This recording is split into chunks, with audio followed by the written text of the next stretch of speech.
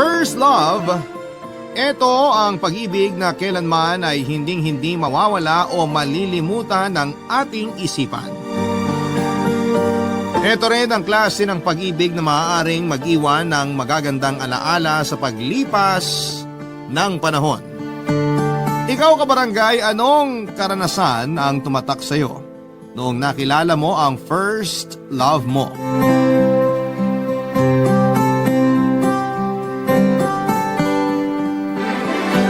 Dear Papa Dudut, isang mapagpalang araw sa lahat ng mga nakikinig sa Barangay Love Stories. Tawagin niyo na lamang po ako sa pangalang Renato, 30 years old at panganay sa 5 magkakapatid.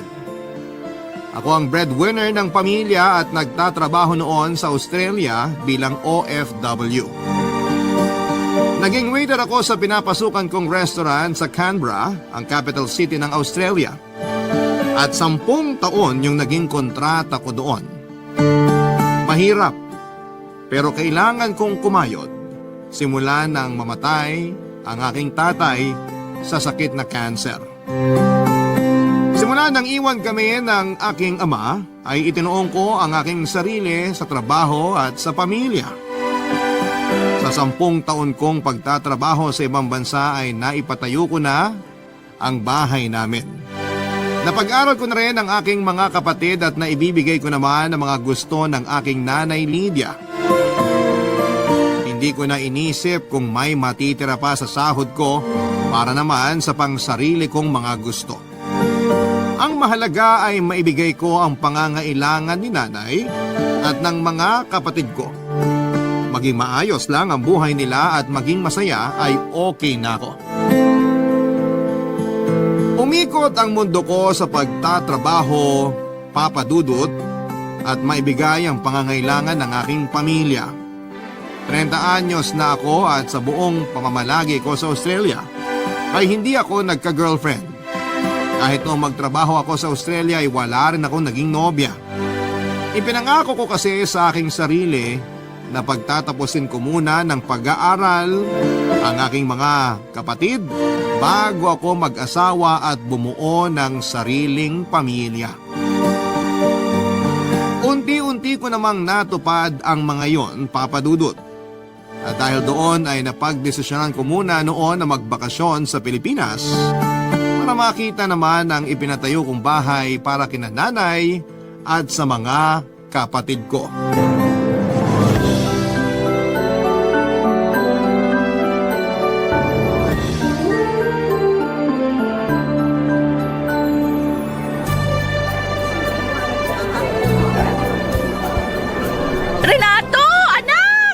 Nay!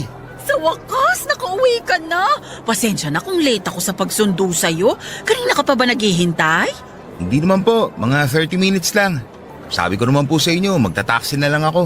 Ay naku, sayang ang gastos kung magta-taxi ka pa. Siguradong malaki ang magiging pamasahe mo. Isa pa, marami kang dalang gamit, kaya siguradong mahihirapan ka. Baka samantalahin ka pa ng ibang taxi driver dyan. Ay, oo nga po eh. Kaya ang hirap mamuhay dito sa Pilipinas. Minsan, sarili mo pang kababayan yung manloloko sa'yo. Samantalang, pare-pareho lang naman tayo na gusto makaraos sa araw-araw. Kaya nga nag-arkila na lang ako ng sasakyan natin pa uwi. Mas mura at mas komportable pa sa biyahe. Salamat, Nay. Wala yun! Siya nga pala, Renato. Hanggang kailan ka rito sa Pilipinas? 6 na buwan lang po. Ha? Ang tagal nun ah. May ipon naman po ako. Huwag niyo nang alalahanin yung gastos. Tsaka, halos 10 taon din ako nawala. Gusto ko naman makasama kayo ng matagal-tagal. Ay kung sa bagay, marami na ring nagbago mula nung umalis ka. Eh, Nay, saan niyo pala gusto magbakasyon? O kaya baka may gusto po kayong bilhin o kainin. Naku, ang totoo anak. Matagal ko nang gustong bumili ng alahas.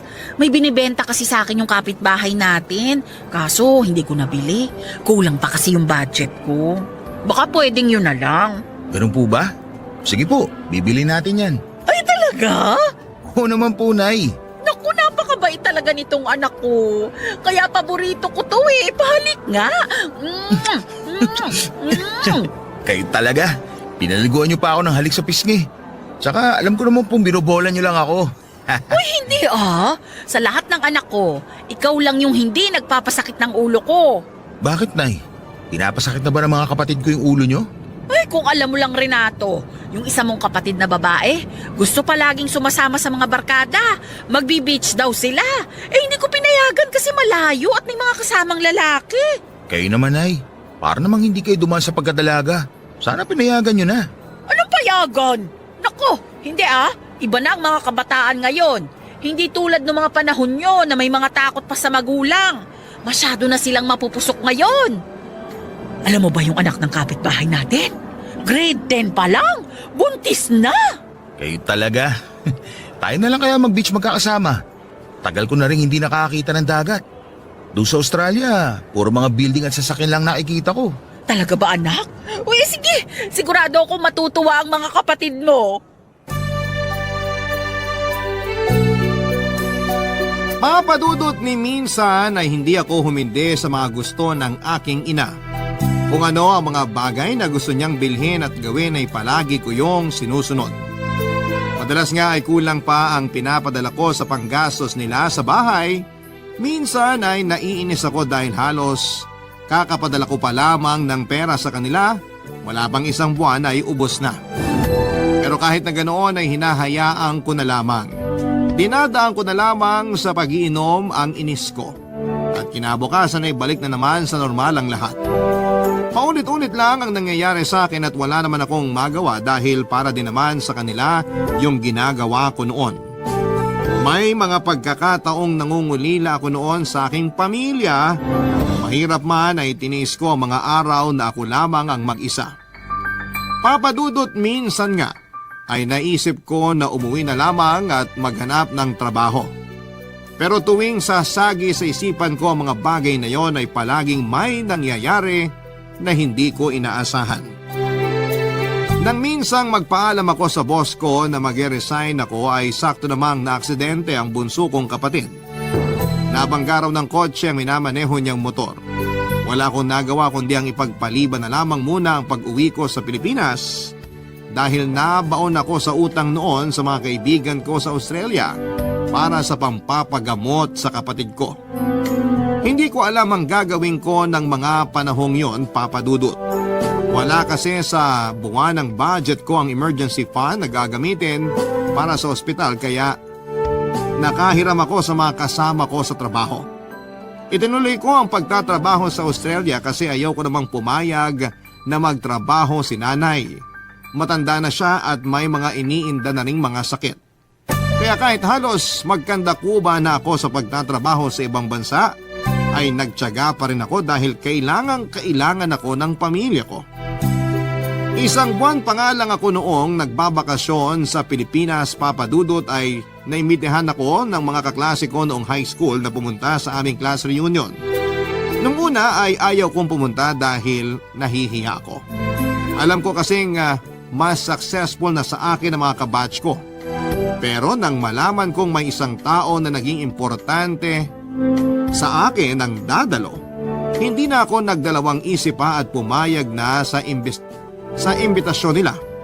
Pakiramdam ko tuloy ay nanunumbalik ang masasayang nangyari noong high school pa ako. Pumunta ako sa class reunion namin at doon ko siya nakita. Hindi pa rin siya nagbago, Papadudot. Maganda pa rin siya tulad ng dati at masasabi ko talagang first love never dies. Dahil nang magkita muli kami ay muling bumilis ang tibok ng aking puso. Muli kaming nagkita ng babaeng una kong minahal, Papadudot. Siya nga pala, ang pangalan niya ay Luisa.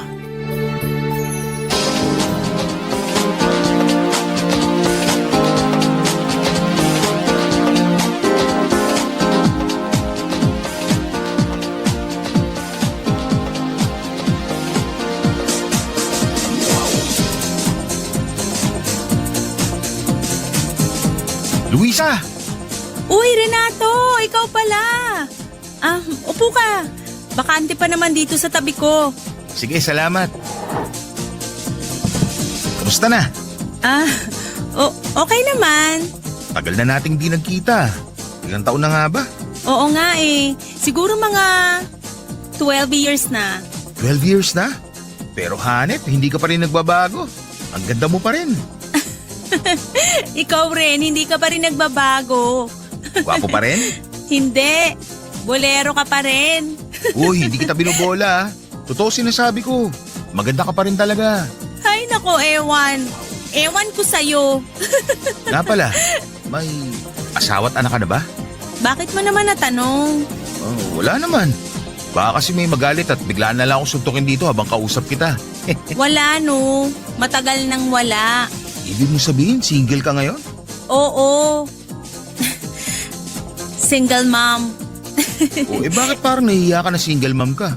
Iilan lang kasi sa mga kaklase natin yung may alam tungkol sa anak ko. Isa ka lang sa mga sinabihan ko. Ganun ba? May gusto sana ako itanong sa'yo eh. Kung okay lang. Ano ka ba? Para namang wala tayong pinagsamahan. Sige lang, magtanong ka lang. Matagal ka na bang hiwalay sa asawa mo? Mga 2 taon na rin siguro. Wala eh.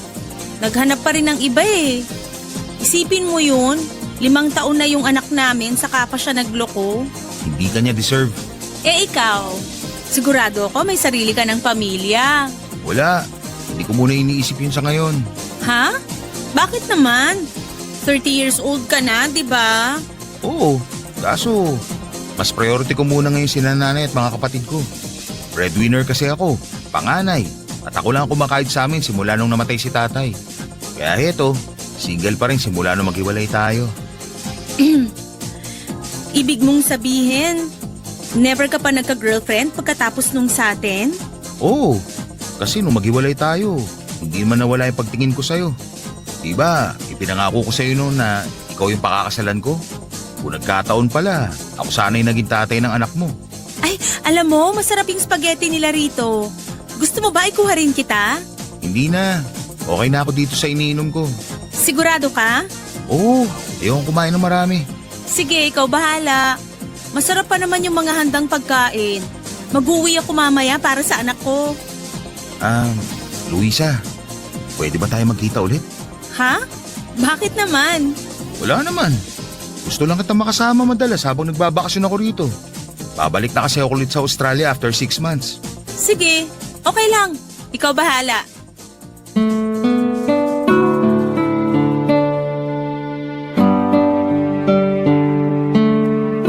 Papadudot pakiramdam ko ay nagkaroon ulit ako ng pag-asa sa sinabing yon ni Luisa. Naging memorable ang gabing yon para sa akin. Hindi nga ako nakatulog dahil magdamag kong iniisip kung ano ang susunod kong gagawin kapag nagkita kaming dalawang muli. Inaamin ko na may nararamdaman pa rin ako para sa kanya. Naghiwalay lamang kami dahil mas inisip ko ang kapakanan ni nanay noon. Pero maayos naman kaming naghiwalay ni Luisa at sinabi ko sa kanya na kailangan ko munang magtrabaho sa ibang bansa para may pangtustos sa gastusin ng aking pamilya. Hindi naman siya kumontra sa mga sinabi ko noon. Yun nga lang ay nang maging OFW ako ay nawalan na rin ako ng balita sa kanya. Lumipas man, papadudot, ang mahigit 1 dekada na hindi kami nagkita ay nananatili pa rin ang pagmamahal ko sa kanya. Hindi ko naman inaasahan na sa pagkikita namin ay manunumbalik ang mga masasayang ala-ala naming dalawa sa aking isipan. Natatandaan ko na noong kami pa ay masaya naman ang naging tagbo ng relasyon namin, sabay pa nga naming pinapangarap na makapagtrabaho sa ibang bansa. Pero biglang nagbago ang desisyon niya nang magkasakit ang kanyang ina. Hindi niya raw kayang iwanan ang nanay niya kasi sila na lang ang magkasama sa buhay. Maaga rin kasing nawala ang tatay ni Luisa kaya tanging ang kanyang ina ang naging sandalan niya ng mahabang panahon. Naunawaan ko naman ang dahilan niya pero hindi ko naman pwedeng ipagsawalang bahala na lamang ang kagustuhan kong makapagtrabaho sa ibang bansa. Lalo't kapos kami noon dahil si nanay na lamang din ang naging katuwang ko para mabuhay kami. Nakakatuwa lang na kahit papaano ay naiahon ko sa hirapang pamilya ko, papadudot. Unti-unti kong nakikita ang mga bagay na pinaghirapan ko sa loob ng 10 taon. Kaya hindi naman siguro masama kung sakaling hayaan ko namang maging masaya ang sarili ko sa muli naming pagkikita ni Luisa. Papadudot ng mga oras na magkausap kami ay marami akong gustong sabihin sa kanya. Gusto kong ipakita kung gaano ko kasaya na nagkita kaming muli. Kaya lang ay kakaunti lamang ang oras na kami ay nagkausap. Pero nangako ako noon sa sarili ko na kung magkikita pa kami ay hindi ko na palalampasin ang pagkakataon sapagkat gusto kong ligawan siyang muli ng mga panahong yon, Papa Dudut. Barangay Love Stories. Barangay Love Stories. Dumating na nga ang araw na pinakahihintay ko, Papa Dudut. Nagkita kaming muli ni Luisa sa isang restaurant sa Makati. Sa muli naming pagkikita ni Luisa ay hindi ko maitago ang sayang nararamdaman ko. Ganon pala talaga kapag gusto mo ang isang tao. Kulang ang isang araw na kasama mo siya. Kung pwede nga lang ay huwag na sanang matapos ang oras na magkasama kaming dalawa. Hindi mawala ang ngiti sa mga labi ko habang kausap ko siya at pakiramdam ko ay sasabog ang dibdib ko sa sobrang kaba habang kausap ko si Luisa. Hindi ko nga siya magawang titigan ng diretsyo sa mga mata dahil naiilang ako. Pero hindi ko hinayaan na pangunahan ako ng kaba noong mga oras na yon. Inamin ko sa kanya na gusto ko siya at nung una ay tila nag-aalinlangan siyang sumagot nang aminin ang totoo kong nararamdaman para sa kanya.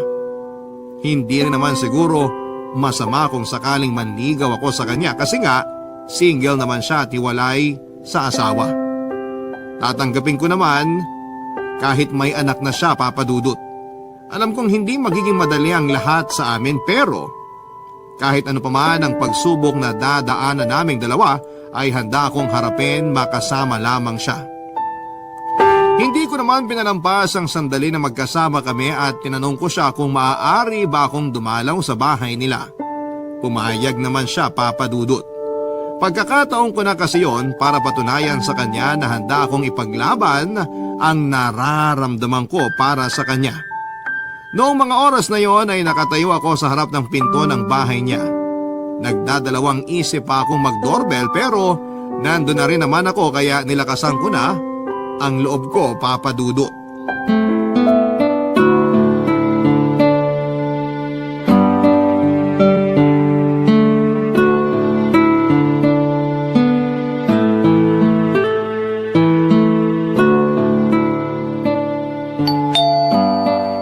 Sino naman kaya to? Sandali lang. Surprise! Renato, ikaw pala. Hindi mo man lang sinabi na dadalaw ka? Gusto sana kita sorpresahin kaya eto, para sa'yo pala. Salamat. Nag-abala ka pa? Halika, pasok ka. Mag-isa ka lang ba?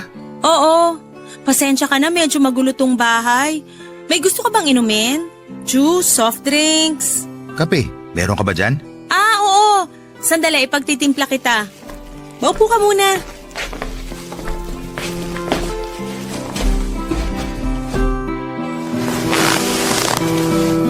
Nasaan pala yung anak mo?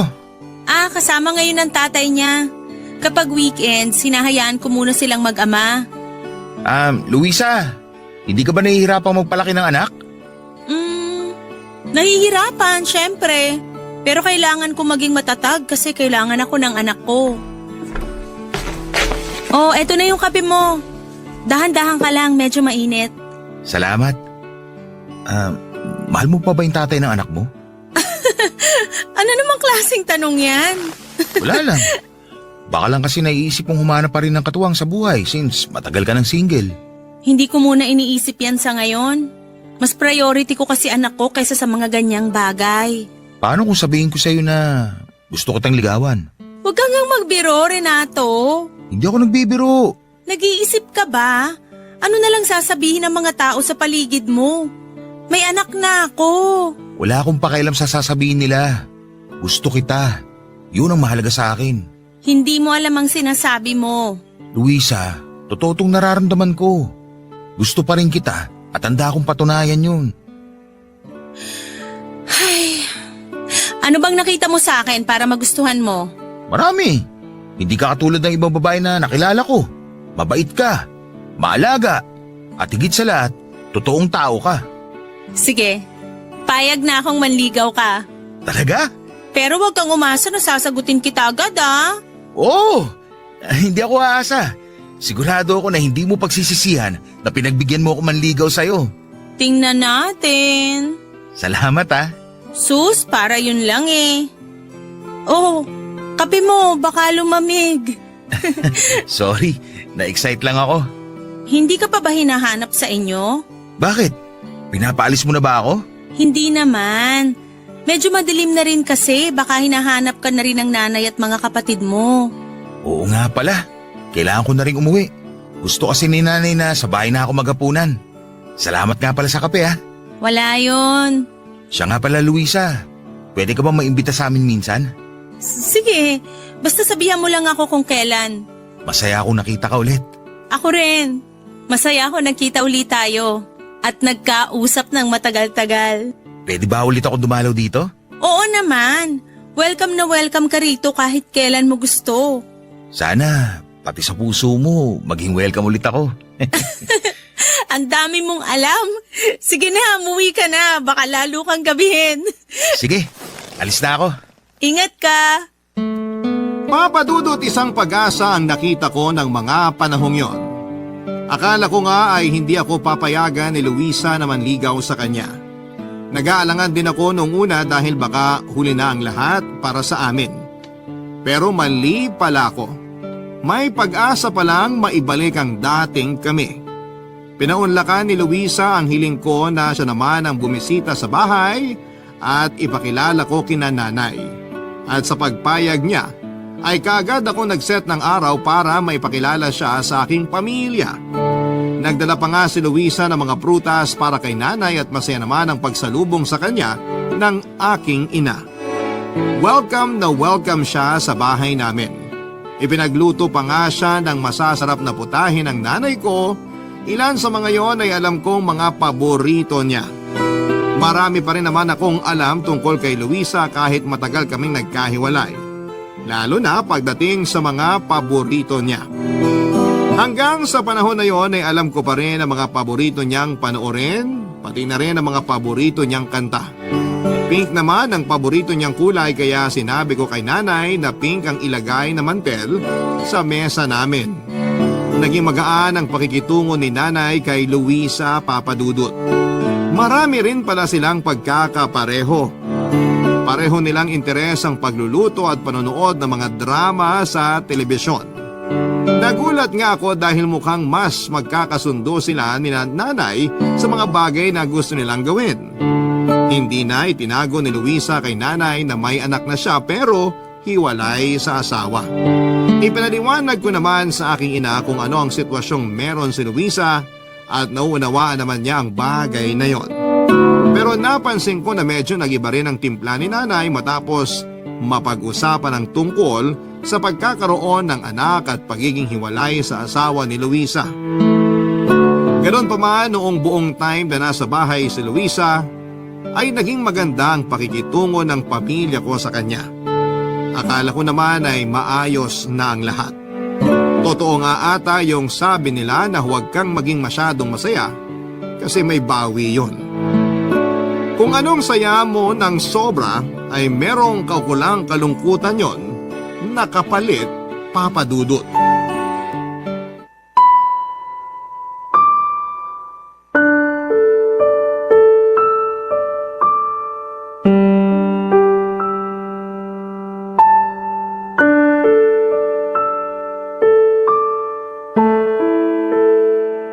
Nay, pwede ho ba tayo mag-usap? Sige anak, ano bang pag-uusapan natin? Bakit bigla na lang nagbago yung timpla nyo kanina nung nalaman nyo may anak na si Luisa? Aba, napansin mo pala. May problema ho ba, Nay? Bakit mo ba pinakilala sa akin ng babaeng yon? Kasi gusto ko makilala nyo yung babaeng gusto ko mapangasawa. Akala ko okay siya sa inyo. Akala ko rin eh. Pero hindi ko pala siya gusto para sa'yo. Marami pang ibang babae dyan. Makakahanap ka pa ng disenteng babae. Disente siya, Nay. Disente? Naririnig mo ba yung sarili mo, Renato? Kailan ba naging disente ang babaeng naanak ka na ng kung sinong lalaki, ha? Ano? Ikaw ang magpapalamon sa anak ng babaeng yon? Mag-isip ka nga. Ganyan ba talaga kayo mag-isip? Tingin niyo ba, magigisang kalan lang ako ni Luisa sa mga nangyari sa buhay niya? Ay bakit? Hindi ba? Kilala ko ang mga ganong klase ng babae. Baka ginusto ka lang niya para may magsustento sa kanila ng anak niya. Kaya tigilan mo na yung babaeng yon. Mahal ko si Luisa, Nay. Ay, hindi mo alam yung sinasabi mo. Akala ko ba okay na sa inyo si Luisa? Bakit bigla yata nagbagong isip niyo? Hindi ka nag-iisip. Disgrasyada yung babaeng yun. Ano na lang ang sasabihin ng mga tao sa'yo?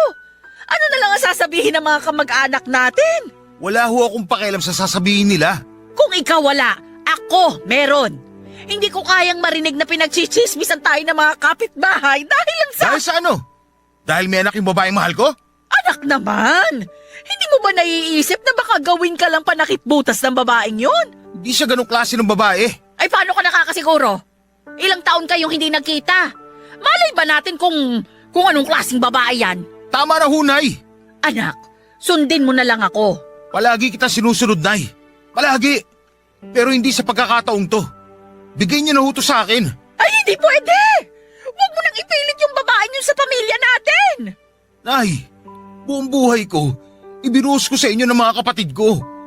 Tiniis ko lahat para sa pamilya natin. Yung pangungulila at pagkasabi ko na makita kayo, lahat yun, tiniis ko. Wala na nga ako itinira para sa sarili ko eh.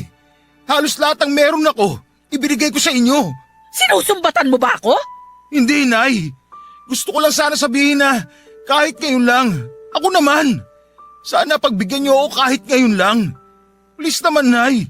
Buksan mo ang mga mata mo! Hindi siyang para sa'yo! Wala na ho akong ibang nakikita na makakasama habang buhay. Si Luisa lang. Marami pang mga babae dyan! Mas maganda at edukada pa! Naniniwala akong may iba ka pang makikilala! Siya lang ho'y gusto ko. Siya lang, Nay. Utang na loob, Renato! Makinig ka naman sa akin! Gusto ko lang na mapabuti ang buhay mo! Gagawin ko ang gusto ko, Nay. Sa ayaw at sa gusto nyo. Mukhang wala na rin naman patutunguhan tong usapan na to. Mas mabuti pang umalis na lang ako. Renato! Bumalik ka rito! Renato! Halos ilang linggo rin kaming hindi nagpansina ni nanay noon, Papa Dudut. Naging malamig ang pakikitungo namin sa isa't isa. At may mga pagkakataon pa nga na parang hangin lamang ako sa kanya sa tuwing magkakasalubong kami. Masakit para sa akin na may samaan kami ng loob ng nanay ko. Pero hindi ko naman kayang basta na lamang sundin ang gusto niya. Mahal na mahal ko si Luisa. Kaya kahit mabigat sa loob ko ay sinuway ko ang aking ina. Mahal ko si nanay pero hanggang kailan niya ako kontrolin ang mga bagay na gusto ko.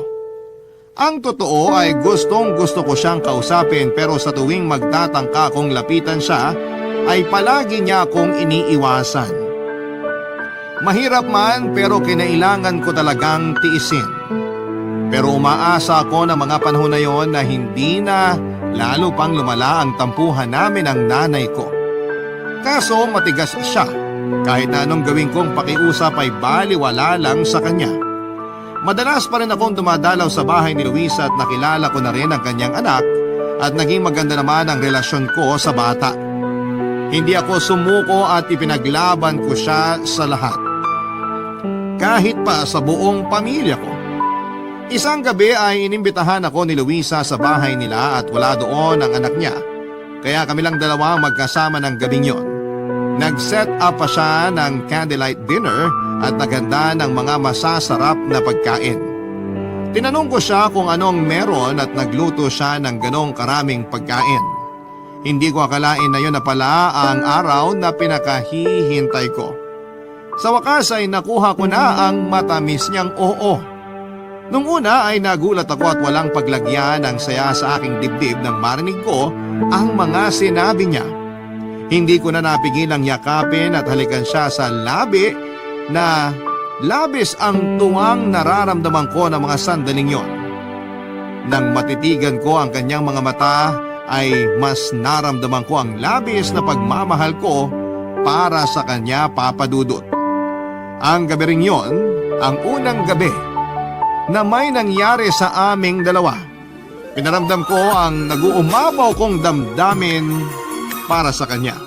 Ang mainit na gabing yon ay mas lalo pang naging mapusok dahil hindi lang isa, kundi maraming beses kong pinaramdam sa kanya ang pagmamahal ko, Papa Dudut. Barangay Love Stories. Barangay Love Stories. At dahil official na kami ni Luisa, Papa Dudut, ay pinakilala na niya ako sa anak niya bilang boyfriend. Naging masaya naman ang anak niya sa binalita namin. Mabuti pa nga ang bata, hindi hinusgahan ang relasyon namin ng nanay niya, sa halip na kumontra ay sinuportahan pa kami. Ipinakilala ko na rin siya sa mga kapatid ko bilang girlfriend ko. Hindi rin naman kumontra ang mga kapatid ko dahil gusto lang din ng mga ito na maging masaya ko. Mabuti na nga lang at hindi nila ako pinigilan sa gusto ko. Pero iba ang naging reaksyon ni nanay nang sabihin kong kami na ni Luisa. Tahimik lamang si nanay na mga oras na yon. Pero alam kong hindi niya nagustuhan ang ibinalita namin sa kanya. Iniwasan pa nga ni Luisa or iniwasan niya si Luisa nang alokin siya nito ng pagkain. Nahuli ko rin siya noon na pinapagalitan si Luisa nang hindi sinasadyang matapunan siya nito ng tubig sa damit. Inawat ko noon si nanay pero sinabi lang ni Luisa na wag na lang daw akong pumatol dahil siya naman ang may kasalanan. Hindi ko talaga maintindihan si nanay ng mga panahon na yon, Papa Dudut, at hindi na nga lang ako sumagot dahil ayaw ko rin namang mapahiya si Luisa. Para bang hangin lang si Luisa kay nanay at hindi ko nagustuhan ang inasal ng nanay ko sa harap ng babaeng mahal ko. Para na rin niya akong binastos sa mga ginawa niya. At dahil nga roon ay hindi ko napigilan ang aking sarili na kumprontahin muli si nanay nang makauwi na si Luisa. Nakakainis lang na hindi man lang nirespeto ng nanay ko ang kagustuhan ko. Siya pa ang may ganang magmataas pagkatapos ng lahat ng ginawa ko para sa pamilya namin. Hindi naman sa nanunumbat ako, Papa Dudut, pero sa hirap ng dinanas ko sa ibang bansa. Sana naman ay sinuportahan ako ni nanay sa mga desisyon na makasama si Luisa habang buhay. Pero mukhang malabong mangyari ang bagay na yon dahil parang naging sintigas ng bakal ang puso ng aking ina.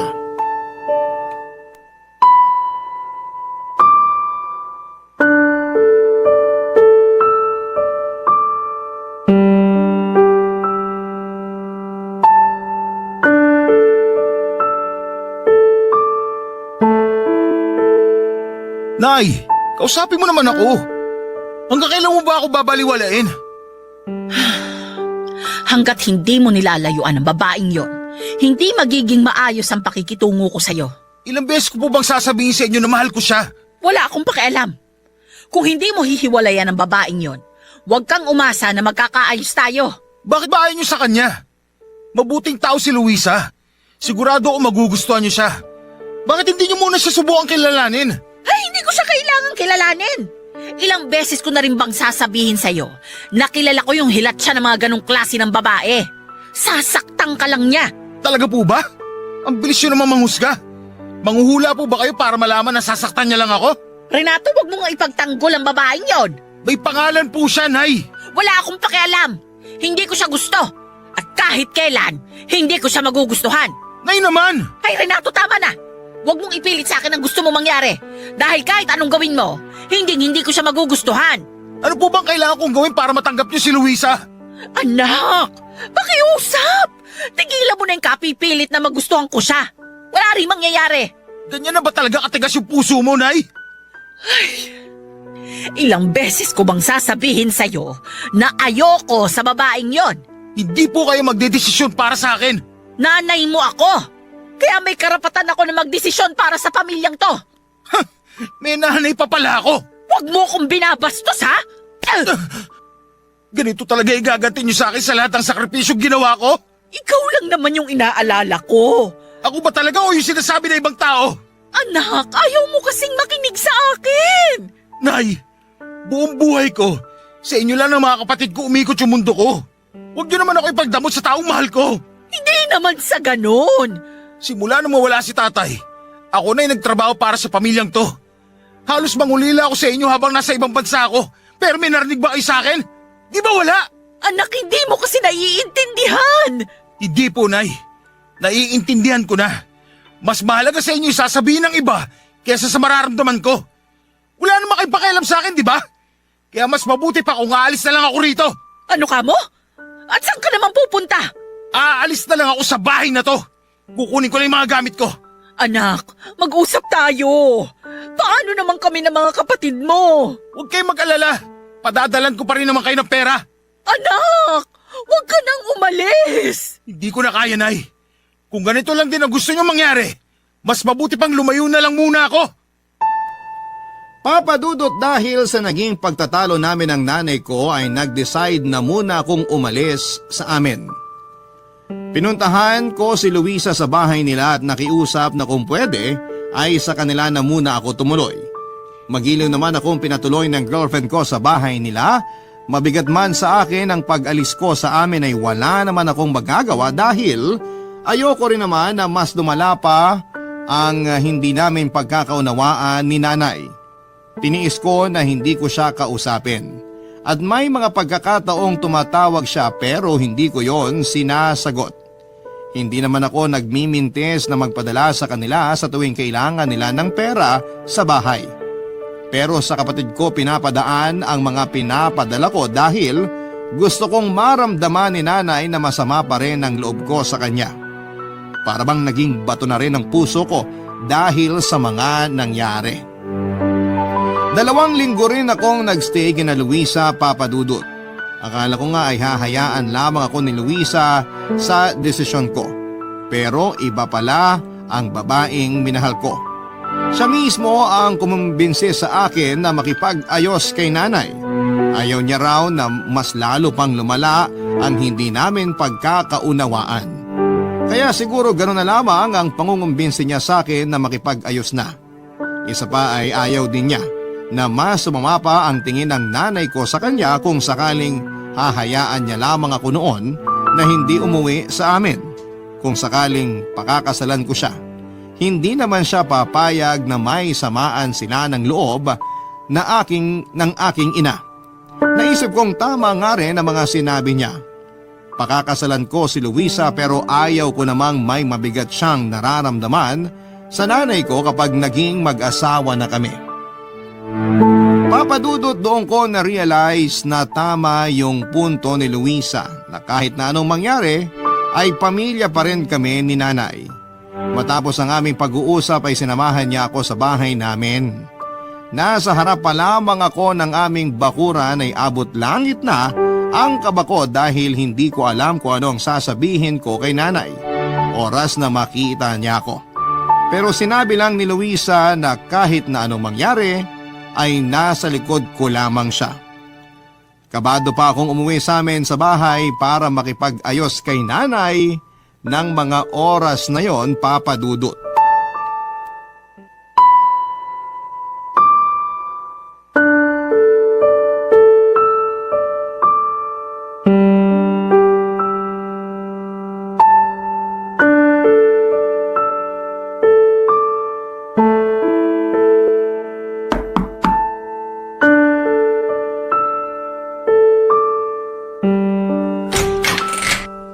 Nay, Oh, butit umuwi ka pa.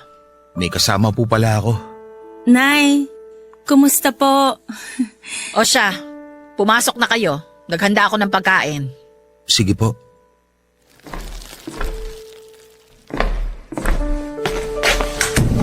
Mukhang hindi bad mood si nanay mo ngayon ah. Oo nga eh. Halina kayo! Baka lumabig tong pagkain hinanda ko. Opo, Nay!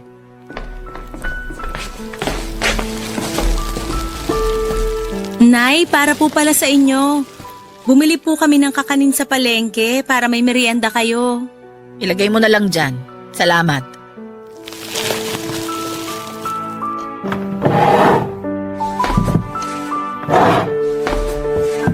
Nay, may gusto po sana ako sabihin sa inyo. Ano yon? Gusto ko sanang humingi ng tawad sa mga nasabi ko nung nakaraan. Mali ako na pinagsalitaan ko kayo ng masama. Kahit anong mangyari, nanay ko pa rin po kayo. Sana po, magkaayos na tayo. Ako rin po. Gusto ko pong mag-sorry kung ano man yung pagkakamaling nagawa ko. Pero mahal na mahal ko po ang anak nyo. Pangako po na hindi ko sasaktan si Renato. Ako nga ang dapat humingi ng pasensya. Masyado akong pinangunahan ng takot. Mas iniisip ko pa yung sasabihin ng iba kaysa sa kasiyahan ng anak ko. Anak, sorry ha. Nay, huwag na kayong umiyak. Luisa, anak. Pasensya ka na kung nahusgahan kita kaagad. Sana mapatawad niyo pa ako. Wag na po nating isipin yon. Ang mahalaga po sa akin ngayon, okay na po kayo ni Renato. Ang totoo nga niya, Nay. Si Luisa po ang kumumbisi sa akin na kausapin kayo. Talaga ba? Naku, hindi ka naman pala talaga nagkamali ng babaeng pakakasalan, ano? Totoo po yan. Ang swerte niyo po, tita. Napakabait po ng anak niyo at napalaki niyo rin siya ng tama. Naku, totoo yan. Napakaswerte ko sa anak kong yan. Pero wag mo na akong tawaging tita. Nanay na lang din ang itawag mo sa akin. Pasasaan pa't magiging manugang din naman kita. Naku, Nay, wala pa po sa isip namin yan. Hindi pa nga po nagpo-propose tong si Renato. Ang totoo niya, Nay. Kaya rin ako nagpunta dito. Gusto ko po sana magpaalam. Magpaalam saan? Pakakasalan ko na po si Luisa pagbalik ko galing Australia. Hoy, Anak, ano bang sinasabi mo? Matagal ko nang gusto mag-propose sa'yo. Pero gusto ko kapag ginawa ko yun, sa harap mismo ng nanay ko. Kaya eto, hawak ang singsing na to. Luluhod ako sa harapan mo. Ano bang ginagawa mo? Tumayo ka nga dyan. Luisa, pumapayag ka ba na pakasalan ako? pumayag ka na. Sige na, Luisa. Oo naman. Pumapayag ako na magpakasal sa'yo. Mahal na mahal kita. Mahal na mahal din kita. O tama na yung kaswitan nyo. Baka lumamig tong iniluto ko. Basta ha, bigyan nyo ako agad ng apo. Apo ka agad, Nay? Ilan po ba ang gusto nyo, Nay? Hoy, kumalma ka nga. Bakit? Doon din naman tayo pupunta. Ay nako, tama na nga yan. Kumain na tayo. Basta gusto ko, maganda ako sa kasal ninyo. Naku, tamang-tama, Nay.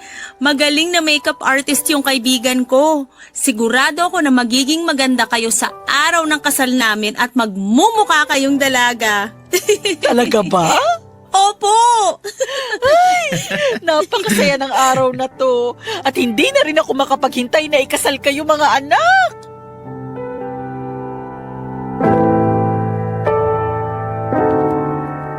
Papadudot yun na yata ang pinakamasayang araw sa buong buhay ko. Pakiramdam ko ay lumilipad ako sa alapaap sa sobrang saya ng araw na yon. Pumayag na si nanay na magpakasal kami pero dahil ipinangako ko kay nanay na pagtatapusin ko muna sa pag-aaral ang mga kapatid ko, ay bumalik po ako sa Australia at pinagpatuloy ang aking trabaho doon. Makalipas lamang ang ilang linggo matapos ng proposal ko ay lumipad ulit ako para muling makipagsapalaran sa Australia. Pero kahit na ganoon ay hindi naman nawala ang pagiging close ni Nanay at Luisa sa isa't isa. 2 o 3 beses sa isang linggong bumisita si Luisa sa bahay namin kasama ang anak niya. Minsan pa nga ay nakikita kong magkasama sila noon habang ka-video call ko si Nanay. Apo na nga ang itinuring ni Nanay sa anak ni Luisa. Hindi ko lubos maisip na kahit napakarami naming pinagdaanan, sa huli ay kami pa rin ang pagtatagpuin ng tadhana. Nakakatuwa lang isipin na may pag-asa pa pala akong maging masaya sa kabila ng mga pinagdaanan ko sa buhay ko, Papa Dudut. Ngayon nga ay may anak na kami at may sarili na ring bahay dito sa Cavite. Naisipan kong magtayo ng sariling bakery since mahilig din akong mag-bake noong nasa Australia pa ako. Nagtayo na rin ako ng sarili kong tindahan at kayo lang ang pinapakinggan namin sa bakery. Naging libangan ko na rin po ang Barangay Love Stories simula nang makapag-decide akong dito na sa Pilipinas mag for good. Sa tuwing napapakinggan ko ang inyong programa sa radyo ay napapawi ang pagkainip ko sa pagbabantay sa aking negosyo. Kaya talagang hindi katakatakang number 1 kayo sa buong bansa dahil sa mga magagandang kwento ng buhay na ibinabahagi ninyo sa amin. Minsan ay susubukin tayo ng nararamdaman nating pag-ibig. Doon natin malalaman na totoo ang kasabihan na lahat ay hahamakin. Oras na makaramdam tayo ng tunay na pagmamahal. Ikaw kabarangay, ano ang handa mong isakripisyo para sa taong minamahal mo? Ang sabi ko noon kapag nagmahal ako ay hindi ako magpapakatanga ng sobra. Hindi ko ibababa ang sarili ko para lamang sa ibang tao. Palagi kong papahalagahan ang sarili ko dahil yon ang alam kong tama. Hindi tayo nabubuhay para sa iba kaya kailanman kailangan na palaging piliin ang ating mga sarili. Dear Papa Dudut, hello po sa inyong lahat at sa mga kabarangay nating nakikinig ngayon. Tawagin niyo na lamang po ako sa pangalang Justin. 32 years old, nagtatrabaho bilang production operator dito sa Marikina. Matagal ko na pong libangan ang pakikinig ng mga drama kaya naman naisipan ko na rin na gumawa ng sulat para ibahagi ito sa inyong programa na Barangay Love Stories. Lumaki nga pala ako sa isang broken family at nasaksihan ko kung paanong ilang beses na nambabay ang tatay ko noon. Sa ilang beses na yon ay napakaraming beses din siyang pinatawad ng nanay ko at nagtiis sa pagsasama nila kahit na nasasaktan na siya. Hanggang sa magkaanak na nga sa ibang babae si tatay at doon na nga tuluyang tinapos ni nanay ang kanilang pagsasama bilang mag-asawa. Nang dahil din doon, Papa Dudut, ay nangako ako sa sarili ko na hindi ako magiging kagaya ng nanay ko. Hindi ako magmamahal ng sobra, kagaya ng ginawa niya sa tatay ko. Palagi kong pipiliin ang sarili ko kesa sa ibang tao o kahit pa sinong makarelasyon ko. Pero ang pananaw ko na yon ay nagbago nang makilala ko si Lena, ang girlfriend ng isang katrabaho ko, Papa Dudut.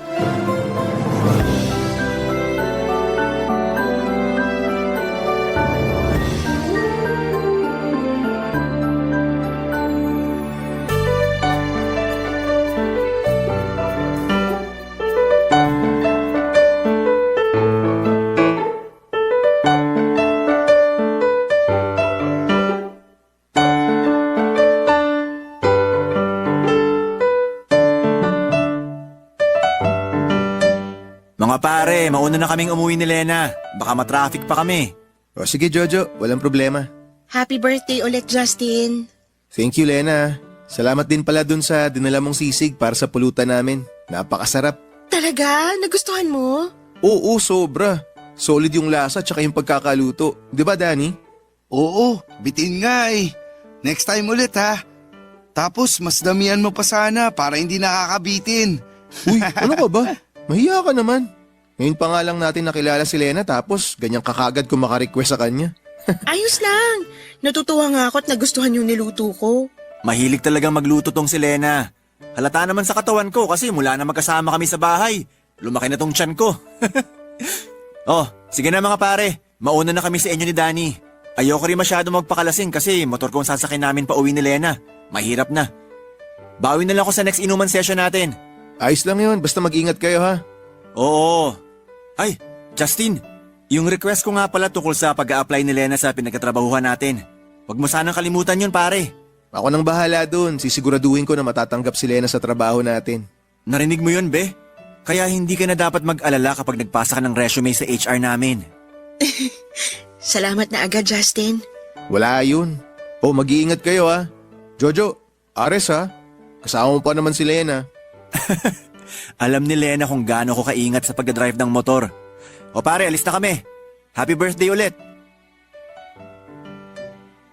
Uy, pare! Ang lakas ng topic ah. Concerned lang ako sa'yo, pare.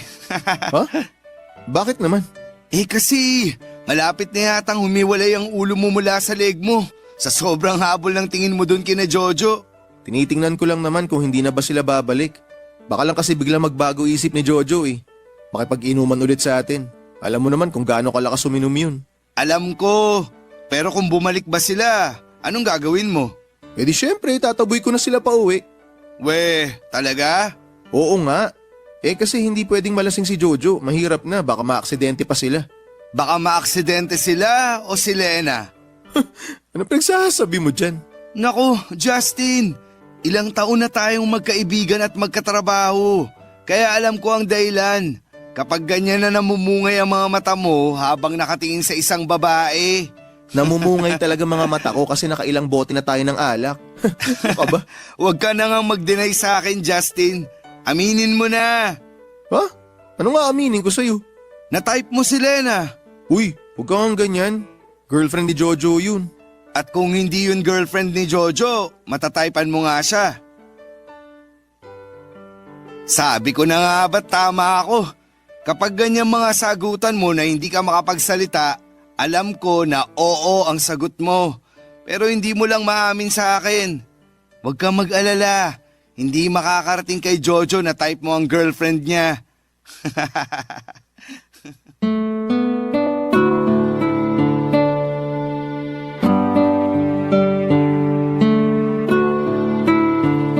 Papadudot maganda si Lena. Hindi siya matangkad, morena ang kulay ng kanyang makines na balat. Malambing ang kanyang boses at pinaka gusto kong parte ng mukha niya ay ang mga mata niya na para bang palaging nang-aakit. Sa tuwing magsasalubong ang mga tingin naming dalawa, unang beses ko pa lamang siyang nakita, iba na ang naramdaman kong kilig. Para akong na love at first sight sa kanya nang ipakilala siya ni Jojo sa amin ni Danny. Pero syempre pilit ko yon na hindi pinahalata sa kanya kasi nga girlfriend siya ng kaibigan ko.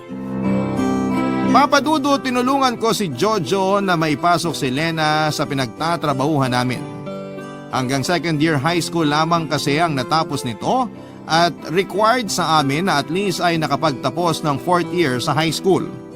Pero dahil malaki ang tiwala sa akin ng boss namin ay pumayag ito na tanggapin si Lena at makapagtrabaho sa amin. Naging daan yon, Papadudod, para maging close kami ni Lena. Lalo na nang maging pareho ang schedule namin sa trabaho. Pagkalipas ng halos isang taon ay bigla na lamang hindi na pumasok si Jojo sa trabaho at nalaman ko na buntis si Lena. Kaya lang ay ayaw daw siyang panagutan ni Jojo dahil tinatanggi nito na ito ang ama ng ipinagbubuntis niya. Ang masama pa doon ay pinaalis na si Lena sa tinutuluyan niyang apartment dahil wala na siyang pambayad doon. Hindi na rin kasi umuwi pa si Jojo sa kanila at nang sabihin sa akin yun ni Lena, nagmagandang loob ako na patuloyin muna siya sa apartment na tinitirhan ko noon, Papadudot.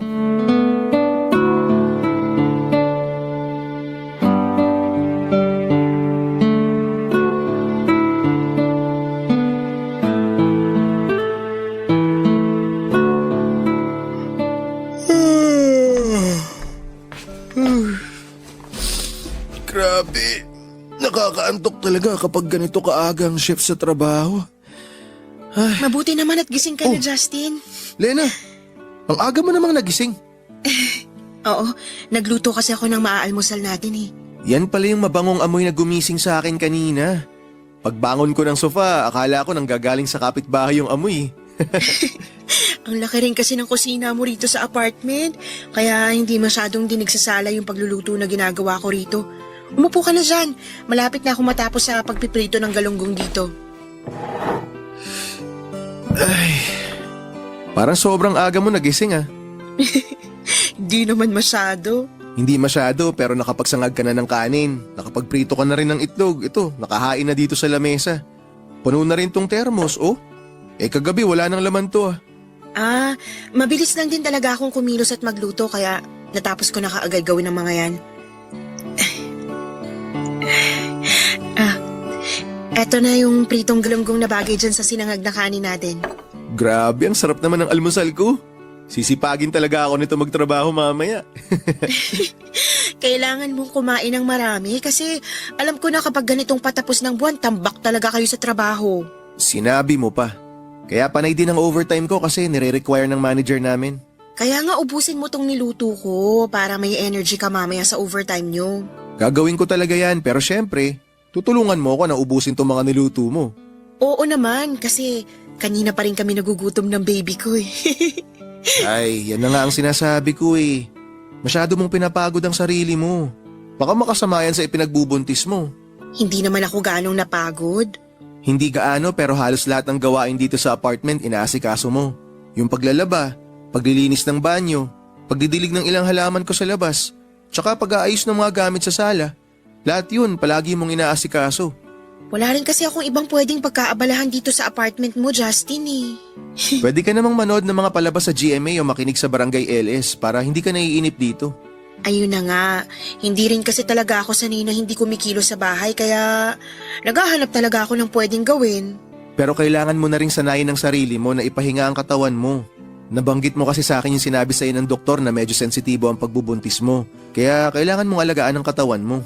Inaalagaan ko naman ang sarili ko kaya hindi mo ako dapat alalahanin. Ang totoo, nahihiya na nga ako sa'yo, Justin. Bakit ka naman nahihiya sa akin? Kasi ilang araw na rin akong nagiging abala sa'yo. Sa halip na masarap ang pahinga mo sa kwarto, doon ka sa sala natutulog para magamit ko yung kwarto mo. Okay lang naman talaga sa akin kahit sa sofa na lang ako matulog. O kahit nga maglatag ako ng banig sa sahig, makakatulog pa rin ako ng maayos. Ayun naman ang di ko matitiis, Lena. Yung makita na sa sofa ka natutulog lalo na sa kalagayan mo ngayon. Pero apartment mo to, kaya mas may karapatan ka na. Lena, ang sabi ko naman sa'yo, di ba? Habang nandito ka sa apartment ko, ituring mo na rin na parang bahay mo to. Huwag kang mahiya o mailang sa akin.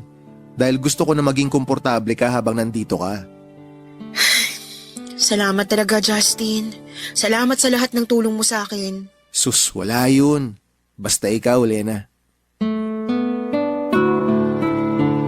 Papadudot nang magsimulang lumalim ang pagkakaibigan namin ni Lena noon, mas lalo ring lumalim ang espesyal na pagtingin ko para sa kanya.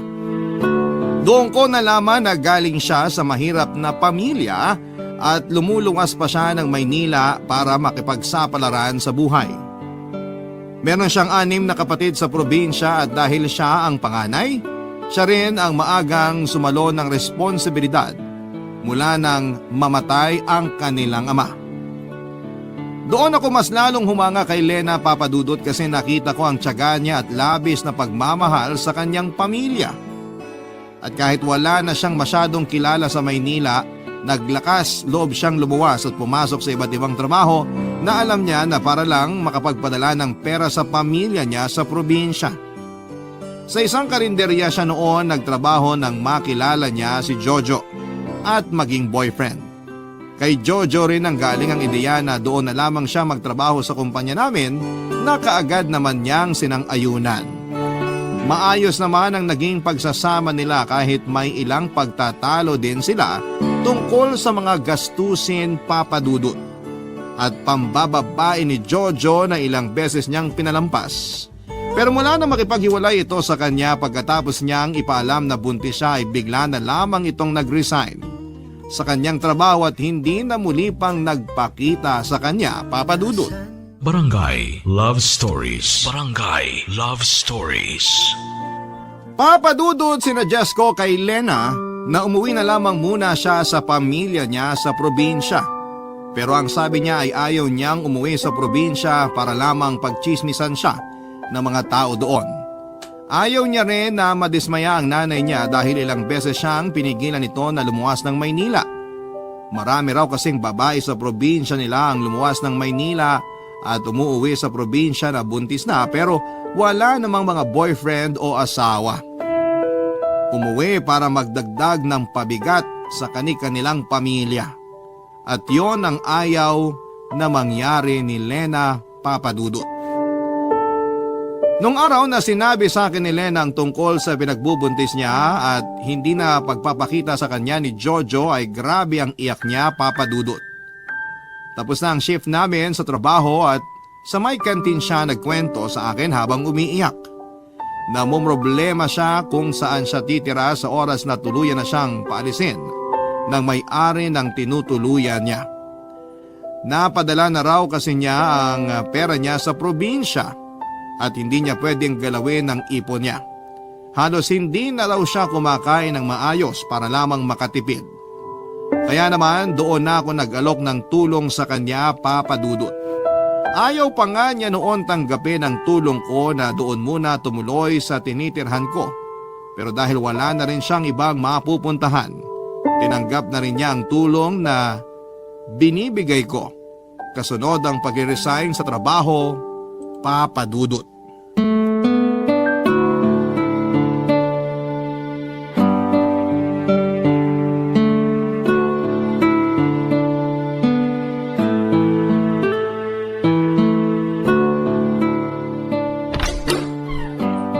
Justin, eto pang minudo para sa pulutan nyo ni Danny.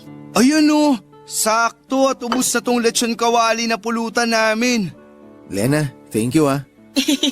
Kapag naubos yan, meron pa dun sa kusina. Kumuha na lang kayo ha. Magpapahinga ka na ba? Oo, papasok na rin ako sa kwarto kasi medyo inaantok na ako. Sige, salamat sa pag-aasikaso ng pulutan namin ah.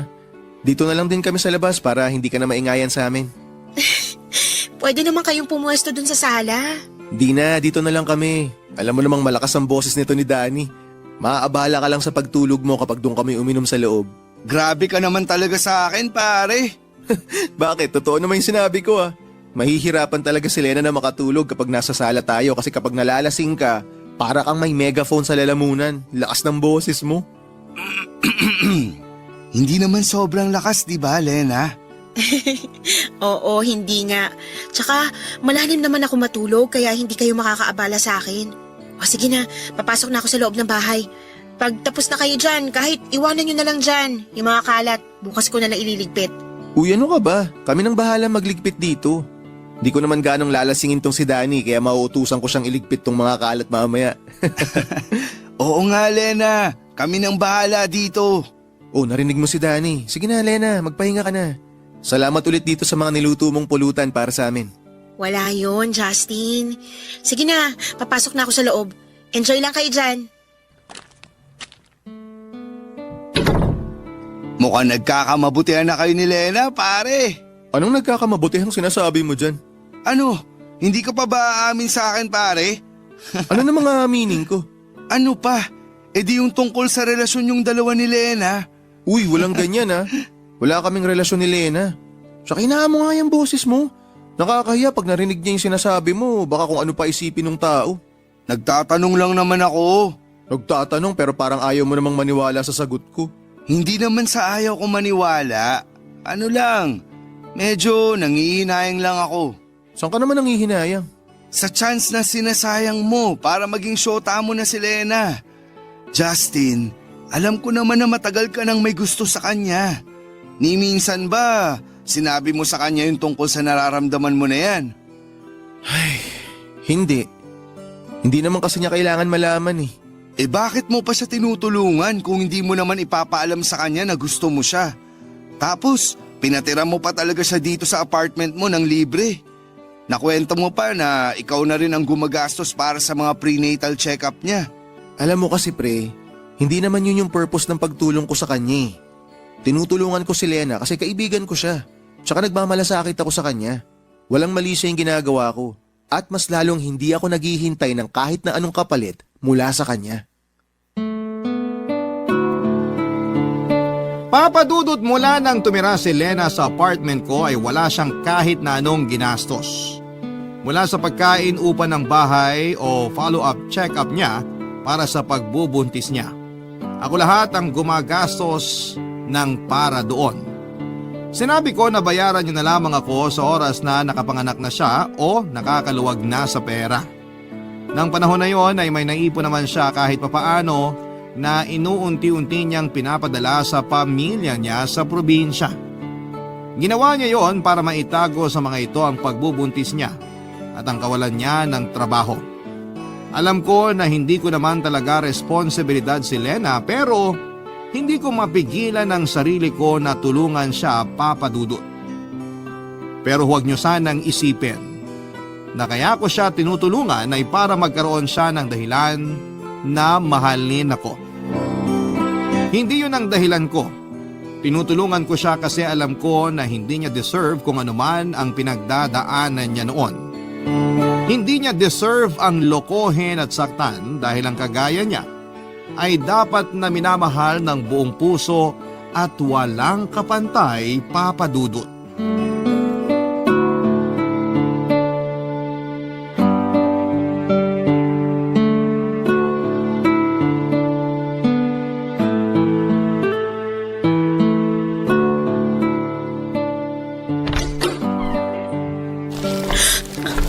Justin, ang aga mo naman yata umuwi ngayon. Oo, nag-early out kasi ako. Bakit? Masama bang pakiramdam mo? Hindi naman. Kasi simula pa lang kasi ng buwan, medyo maluwag pa ron sa trabaho ngayon. Kaya pinayagan yung iba sa amin na mag-early out. Buti ayos lang yun sa manager nyo. Walang kaso yun sa kanya. Normal na rin namang nangyayari to pag walang masyadong ginagawa. Tsaka konti lang din naman kami pinapayagan na mag-early out. Yung mga empleyado lang na madalas mag-overtime. Siyempre, kasama ako ron. Kasi patayan din talaga yung record ko ng overtime eh. Oo nga eh. Grabe rin kasi yung overtime mo nung nakaraang buwan. Kung may best in overtime lang na award, ako na nakakuha nun sigurado. Ay, oo nga pala. May dala ako ditong pakwan oh. Di ba sabi mo kahapon, gusto mo mag-watermelon shake? Oo. Tamang-tama, gumagana pa yung lumang blender ko dyan kaya magagamit ko pa yun para gumawa ng shake mamaya. Teka, may lakad ka ba? Ha? Oo. Ano kasi? Aalis kasi ako, Justin. Saan ka pupunta? Ano kasi, Justin? May schedule ka ba check-up ngayon? Ha? Naku, nawala yata yun sa isip ko ah. Sakto pala na maaga ako nakauwi. Masasamahan kita. Anong oras ba yung check-up mo? Pwede na to, no? Di na siguro ako magpapalit ng damit para hindi tayo malate kasi baka... Wala akong check-up ngayon, Justin. Ah, ganun ba? Saan pala ang lakad mo? Justin, ang totoo... Lena, okay na ba mga gamit mo? Jojo? Anong ginagawa mo dito? Justin, nakauwi ka na pala. Obvious ba? Ikaw, anong ginagawa mo dito? Sinusundo ko na si Lena. Sinusundo? Lena, anong pinagsasabi nito? Ayun nga, Justin. Nag-usap na kasi kami ni Jojo at nagkasundo kami na ayusin ang relasyon naming dalawa. Makikipagbalikan ka kay Jojo pagkatapos kanyang iwan sa ere? Ikaw at ang anak mo? Humingi naman na ng tawad sa akin si Jojo. Nagpaliwanag din siya na nagulat lang siya nang malaman niyang buntis ako kaya lumayo siya sa akin. O tapos, ganun na lang yon? Pagkalipas ng ilang buwan, babalikan ka na lang niya na parang pusa kung saan kanya huling iniwan, ganon? At ikaw naman, magpapabilog ka na lang sa mga sinasabi niyang puro kasinungalingan. Justin, dahan-dahan ka sa sinasabi mo dahil wala kang alam tungkol sa amin ni Lena. Ikaw ba, Jojo? Anong alam mo tungkol kay Lena pagkatapos mong hindi magparamdam ng ilang buwan? Ha? Wala rin naman di ba? Wala kang alam tungkol sa kanya o sa ipinagbubuntis niya kasi naduwag ka. Naduwag ka nung malaman mo na magiging tatay ka na. Kaya tinakasan mo yung responsibilidad mo sa kanya. Nagbuhay binata ka. Kapal ng mukha mo. Sa bagay, ano pa bang aasahan sa isang duwag na katulad mo? Duwag ka, Jojo. Duwag! Sumusobra ka na ha? Jojo, tama na! Huwag mo nang saktan si Justin! Ang yabang kasi nito. Akala niya kung sino siya. Bakit? Nagsasabi lang naman ako ng totoo Nabahagyang buntot mo nung malaman mo na nabuntis mo yung girlfriend mo. Kaya ikaw, Lena, makinig ka sa akin. Huwag mo nang balikan yung duwag na yan. Kasi sigurado ako na magsisisi ka lang sa huli. Justin, sorry pero buo na ang desisyon ko. Aayusin na namin ni Jojo ang relasyon naming dalawa. Sasama na ako sa kanya dahil handa na siyang panagutan ng magiging anak namin.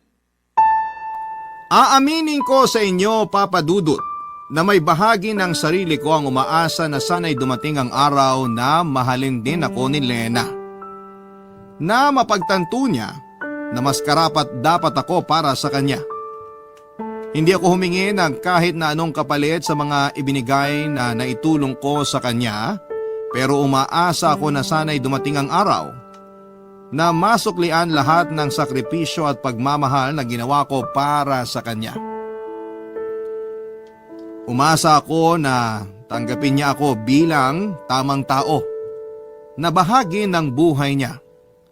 Kaya naman sobra akong nasaktan, Papa Dudut, nang kaagad akong iwanan ni Lena dahil lamang sa biglang pagbalik ni Jojo sa buhay niya. Hindi ako makapaniwala na kaagad na sasama si Lena sa kanya pagkatapos ng ginawa ni Jojo sa kanya. Bakit ito pa rin ang pinili niya kahit na labis na siya nitong nasaktan? Ayoko talagang manumbat pero noong araw na umalis siya, hindi ako nakarinig ng kahit na anong pasasalamat mula sa kanya. Ganon talaga, Papa Dudut, siguro sa mundo ng pag-ibig. Kahit pa tinuturo ng isipan natin kung sino ang tamang tao para sa atin, madalas na mas pinipili pa rin natin ang maling tao dahil sila ang tinitibok ng puso natin. Papa Dudut. Barangay Love Stories. Barangay Love Stories. Papa Dudut, kahit na ilang beses ko pang gustuhing pigilan si Lena na umalis na tinitirhan ko, ay tuluyan na rin akong walang nagawa dahil wala rin naman talaga akong karapatan sa ipinagbubuntis niya.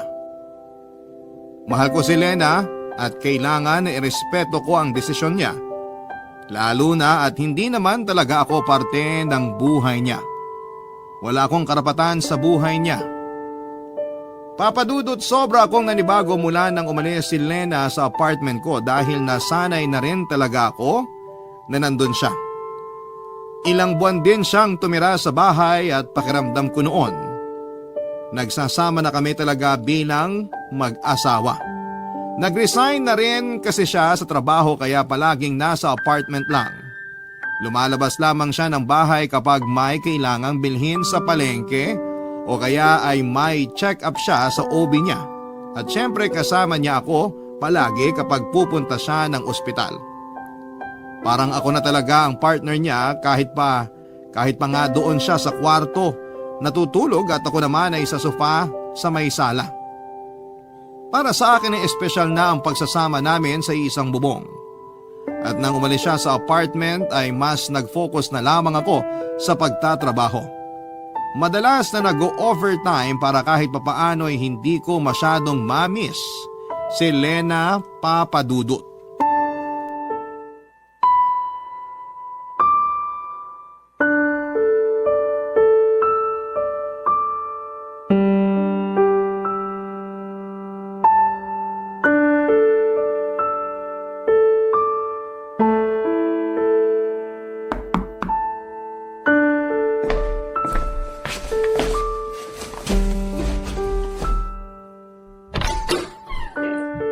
Lena? Hi, Justin. Good morning. Good morning. Napadalaw ka? Pwede ba akong pumasok sa loob ng apartment mo? Ha? Oo naman. Halika, pasok ka. Salamat.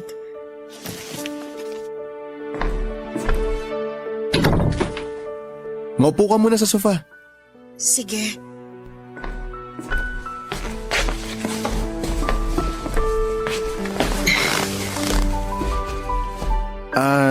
Nagugutom ka ba? May gusto ka bang kainin o inumin? Gusto mo ba ng kape o... Justin, ayos lang ako. Hindi ako gutom at hindi rin ako nauuhaw. Okay.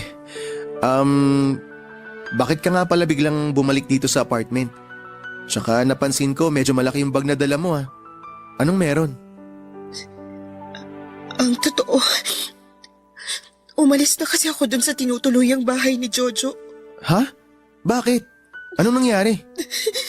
Uy, Lena, sandali lang. Huwag kang umiyak. Sabihin mo sa akin kung ano bang nangyari. Sinaktan ka ba niya? Pinagbuhatan ka ba niya ng kamay? Mas masakit pa dyan ang ginawa niya sa akin, Justin. Anong mas masakit pa yung ginawa niya sa'yo? Bakit? Ano bang ginawa niya? Sabihin mo sa akin, Lena. Niloko niya ako. Niloko ako ni Jojo, Justin. Niloko niya ako. Ang sakit. Ang sakit, Justin. Lena, sandali, huminahon ka lang. Baka mamaya makasama pa sa baby mo yung sobrang pag-iyak mo eh. Ang sakit kasi talaga, Justin. Hindi ako makapaniwala na magagawa yun sa akin ni Jojo ngayong magkakaanak na kami. Ano ba kasing nangyari? Nahuli ko siya na may ibang babae na pala siya. Paano mo siya nahuli? Ilang araw na kasi siyang umuwi ng malalim ang gabi. Tapos, madalas na may naaamoy akong pabango ng babae sa mga damit niya na nilalaban ko. Baka naman may katrabaho lang siyang babae na napadikit sa kanya.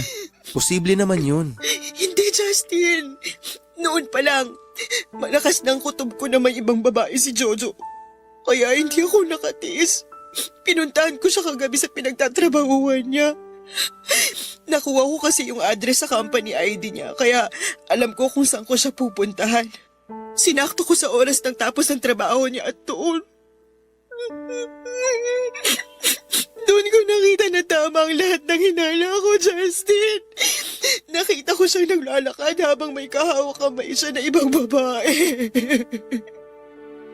Kaya hindi ko na napigilan ang sarili ko. Sinugod ko sila pero pinagtabuyan lang ako ni Jojo. Tinulak niya pa ako ng malakas. At halos masubsob ako sa lupa nang gawin niya yun. Ano? Ginawa niya sa'yo yun? Oo.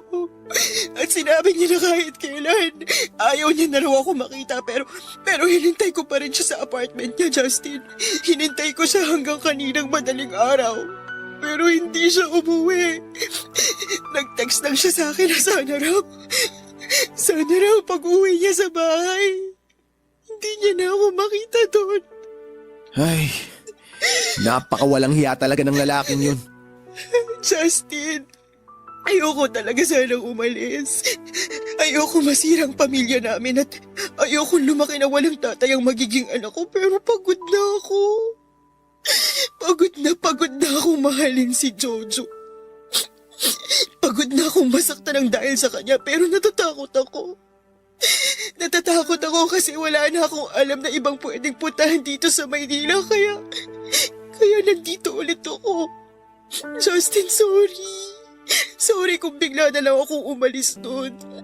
Sorry kung hindi man lang ako nakapagpasalamat sa'yo. Nahihiya ako na bumalik dito ngayon pero wala na talaga akong ibang pupuntahan. Kaya sorry. Sorry talaga. Lena, huwag ka na mag-sorry. Hindi naman ako nagalit sa'yo eh. At mas lalong hindi rin kita pababayaan. Hindi ko kayo pababayaan ng magiging anak mo. Papadudod sa parting ito ng sulat ko ay alam ko na marami ng kabarangay ang naiinis sa akin ngayon dahil sa ginawa ko na muling pagtanggap kay Lena sa apartment ko. Pero naaawa na lang din kasi ako sa kanya. Ang laki na ng tiyan niya at hirap na siyang maglakad tapos ay halata sa mukha niya na sobrang stress pa siya. Sino ba namang hindi may stress kung halos harap-harapan na pala siyang niloloko ng karelasyon niya? Alam ko na mahirap din sa kanya na bumalik sa akin pero ginawa niya dahil malaki ang tiwala niya sa akin.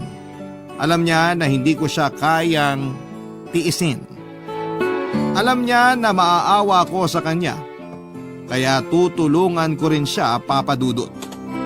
Sige, aaminin ko na hindi lang talaga awa ang nararamdaman ko para kay Lena ng mga oras na yon. Nandun pa rin ang espesyal na pagmamahal ko para sa kanya. Kailanman ay hindi yon nawala o nabawasan. Kahit pa nasaktan talaga ako dahil sa biglang pag-iwan niya sa akin para lamang bumalik kay Jojo. Malalim pa rin ang pagmamahal ko para sa kanya kaya naman, kagaya ng dati, sinuportahan kong muli siya. Tinulungan at inalagaan hanggang sa makapanganak siya. Ako ang gumastos lahat para sa panganganak niya hanggang sa pangangailangan ng baby niya sa loob ng ilang buwan. Kahit kailan ay hindi ako humingi ng kapalit at palagi kong sinasabi na ginagawa ko yon dahil magkaibigan kaming dalawa. dahil espesyal sa akin ang friendship namin at napamahal na rin sa akin ang anak ni Lena, Papa Dudut.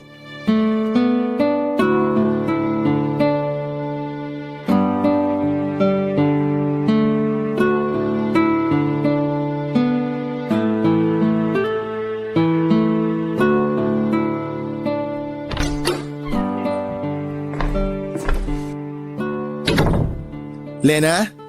Lena, nasa kwarto ka ba? May papakita ako sa'yo, dali. Sigurado magugustuhan mo to.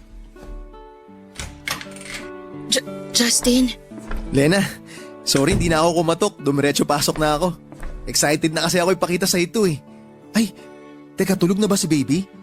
oo, kanina pa kaya medyo malalim ng tulog niya sa crib ngayon. Mamaya ako na lang siya lalambingin. Gusto ko na talagang makita mo tong dala ko. Oh, buksan mo tong paper bag, dali. Anong laman nito? Buksan mo na para malaman mo. Sige. Mga damit para kay baby? Oo, para sa kanya lahat yan. Binili ko yan sa asawa ng kasamaan ko sa trabaho. Branded at brand new ang mga yan, pero mura lang niya binenta sa akin. Binigyan niya kasi ako ng malaking discount para daw makabili ako ng marami. Ang gaganda ng mga to, Justin. Mukhang bagay talaga sa baby ko. Ako mismo pumili ng mga yan. Sobrang excited ko nga kanina habang pumipili ako eh. Ang gaganda nga talaga ng mga to. Nagustuhan mo ba? Oo naman, syempre. Lahat to, bagay na bagay kay baby. Ang totoo, nahihiya na nga ako sa'yo, Justin eh. Bakit ka naman mahihiya? Alam mo naman na napamahal na sa akin ng baby mo. Kaya ginagawa ko to kasi importante siya sa akin.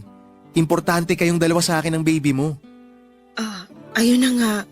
Masyado mo nang inaakong responsibilidad sa amin ng anak ko kahit hindi mo naman kailangang gawin yun. Magkaibigan tayong dalawa kaya hindi ka na iba sa akin. Parte na kayo ni baby ng buhay at pamilya ko. Pero sobra-sobra na tong ginagawa mo para sa akin. Minsan, hindi na kinakaya ng konsensya ko na tanggapin yung bagay at effort na binibigay mo sa amin, Justin eh. Kasi alam naman natin ang totoo. Hindi mo kami pamilya ng anak ko. Teka, Lena. Ano ba yung mga sinasabi mo? Justin, sorry. Sandali. Bakit meron dalawang malaking bag dyan sa tabi ng kama? Mga gamit niyo ba ni baby yung nasa loob ng mga bag na yan, Lena? Ano, Lena? Bakit hindi mo sinasagot yung tanong ko? Ano ba talagang problema? Bakit bigla ka nalang nag-impake? Aalis na ako, Justin. Aalis na kami ng anak ko. Ano? Salamat sa lahat pero kailangan na naming umalis, Justin. Kailangan na naming umalis dito sa apartment mo. Pero bakit nga? Ano bang nangyari at bigla ka nalang nagdesisyon ng ganyan? Ginagawa ko lang kung ano yung alam kong tamang gawin. Okay, ganito. Sabihin mo sa akin ang totoo. Papayagan kitang umalis kung sasabihin mo na babalik ka na sa pamilya mo sa probinsya. Kung doon kayo pupunta ng baby mo, papayag ako, walang problema. Kung gusto mo nga, ako pa mismo maghahatid sa inyong dalawa ron. Ano? Bakit hindi ka makasagot? Siguro tama yung hinala ko, no? Siguro tama yung iniisip ko na babalik ka lang naman dun sa walang kwentang Jojo na yun. No? Tama ako, no? Nagpunta kasi siya dito kahapon habang nasa trabaho ka at humingi siya ng sorry sa akin. At pinatawad mo naman agad siya. Pagkatapos ng lahat ng masasamang bagay na ginawa niya sa'yo? Lena, pinabayaan ka ni Jojo. Nasaan ba siya nung oras na nanganak ka? Sino bang kasama mo nung unang beses na mahawakan mo yung baby mo? Hindi ako nanunumbat, pero sana naman maisip mo na kahit kailan hindi siya naging mabuting tatay para sa baby mo. Nagbago na si Jojo at naniniwala ako sa kanya. Alam ko na mahal niya kami ng baby ko. Yan din ang sinabi mo dati. Tsaka alam mo, sa totoo lang, nakita ko na lahat to. Nangyari na lahat to eh. Yung bigla ka nalang aalis dito para lang bumalik sa walang kwentang Jojo na yun. Lena, kailan ka ba maaawa sa sarili mo? Ha? Ilang beses ka na niyang sinaktan, pero balik ka pa rin ang balik sa kanya. Mahal ko si Jojo at mahal niya rin ako. Pero mahal din kita. Mahal kita, Lena. At kahit kailan, wala akong ibang ginawa kundi ang iparamdam sa iyo yung pagmamahal ko. Pero anong ginagawa mo? Paulit-ulit mo sinasaktan yung sarili mo. Nandito naman ako. Nandito ako para sa inyo ng anak mo. Naging mabuti naman ako sa kanya, di ba? Nakita mo yun. Ginawa ko ang lahat para maibigay ang pangangailangan ng baby mo. At kaya ko mas patunayan pa yung pagmamahal ko sa... Justin, tama na. Alam ko naman yung tungkol sa nararamdaman mo para sa akin sa simula pa lang eh. Kaya sobra ako nagpapasalamat sa'yo. At sorry. Sorry kung kahit kailan hindi ko kayang suklian yun. Bakit hindi mo muna subukan? Subukan mo na mahalin ako, Lena. Subukan mo lang. Dahil alam ko na kahit kailan hindi ko magagawa yun. Hindi ko magagawa na mahalin ka kasi si Jojo lang ang mahal ko. Kaya aalis na kami ni baby. Babalik na kami sa kanya. Sa tunay na tatay ng baby ko. Lena, please. Pagbigyan mo naman ako. Subukan mo lang na mahalin ako. Huwag ka na munang umalis dito. Kaya ko kayong alagaan ng anak mo. Kaya ko magpakatatay at gagawin ko ang lahat para sa... Tama na, Justin. Salamat sa lahat ng nagawa mo para sa akin, pero hanggang pagkakaibigan lang talagang kaya kong ibigay sa'yo. Sorry. At salamat sa lahat ng tulong na naibigay mo sa akin. Papa Dudut, yon ang unang pagkakataon na inamin ko kay Lena ang nararamdaman kong pagmamahal para sa kanya. Naisip ko na oras na para malaman niya kung bakit ko nga ba ginagawa ang lahat ng yon para sa kanya. Bakit masyado ko nang ibinaba ang sarili ko para lamang matulungan sila ng anak niya. At ang akala ko ay kagaya ng sabi ng ibang tao ay luluwag ang pakiramdam mo oras na maipaalam mo at masabi ang totoong sinisigaw ng puso mo. Pero hindi yon ang nangyari sa akin, Papa Dudut. Kailanman ay hindi gumaan ang nararamdaman ko. Mula nang aminin ko kay Lena ang pag-ibig na matagal ko nang tinatago para sa kanya. Dahil sa huli ay pinili niya pa rin na muli akong iwanan. At muling bumalik sa lalaking ilang ulit na siyang sinaktan. Hindi ko alam, Papa Dudut, kung gaano kamartir si Lena para lang magawa niyang bumalik muli kay Jojo. Pero baka ayaw niya lang din na lumaki ang anak niya na magkahiwalay sila ni Jojo. Papa Dudut, hindi pa rin yon dahilan para tiisin lahat ni Lena ang lahat ng panluloko sa kanya ni Jojo. Handa naman akong tumayo bilang tatay ng baby niya kahit panghabang buhay pa. Tatanggapin ko ang lahat ng parte ng kanyang nakaraan. Ilang beses ko yon na sinabi, pinaalam at pinaramdam kay Lena. Kaya nga, ginasusan ko siya kasama ng anak niya. Alam ko na hindi ko dapat inuungkat dahil parang panunumbat na ang ginawa kong tulong na nagawa ko para sa kanya. Pero yun naman kasi talaga ang katotohanan. Noong mga oras na nahihirapan si Lena sa pagbubuntis niya ay ako ang kasama niya hanggang sa dumating ang espesyal na araw na isinilang na niya ang anak niya. Papa Dudut, na imagine ko na noon na para na kaming isang masayang pamilya ni Lena. Ako na ang kikilalaning tatay ng anak niya at magsasama na kami bilang isang pamilya. Isang pangarap na hanggang imahinasyon na lamang pala dahil kailanman ay hindi ako kasama sa mga plano ni Lena. Nang araw na yon, ilang beses pa akong nagmakaawa sa kanya na huwag akong iwanan. Hindi lang dahil sa mahal ko siya kung hindi dahil mahal ko na rin ang anak niya. Pero walang napuntahan ang pagmamakaawa ko na yon at muli niyang pinili na iwanan ako na para bang hindi naging parte ng buhay niya. Papa Dudut, mas mahirap para sa akin ang pag-alis na yon ni Lena dahil nasanay na ako nakasama sila ng anak niya sa bahay ko. Nakabuo na ako ng mga plano at pangarap kasama silang dalawa. Pero sabi nga nila ay hindi kailanman natin dapat na pinipilit ang mga sarili natin sa taong hindi naman tayo gustong makasama. Kaya kahit napakahirap para sa akin ay pinilit kong tanggapin na kailanman ay hindi ako ang pipiliin ni Lena na mahalin at maging parte ng buhay niya. Papadudod doon ko na-realize na madalas talaga na natatalo ng puso ang isipan pagdating sa paggawa ng mga desisyon sa buhay. Kahit gaano pa katama ang isip at kamali ang gustong gawin ng puso ay palagi pa rin nagwawagi ang huli. Kahit alam natin na masasaktan lang din tayo, palagi pa rin nating pinipili ang magmahal. Dahil sa bandang huli, ang mahalaga doon ay naging masaya tayo kahit sa maikling parte lamang ng kwento ng buhay natin. Dito na po nagtatapos ang sulat ko at sana'y nakapag-iwan po ito ng aral sa ating mga kabarangay.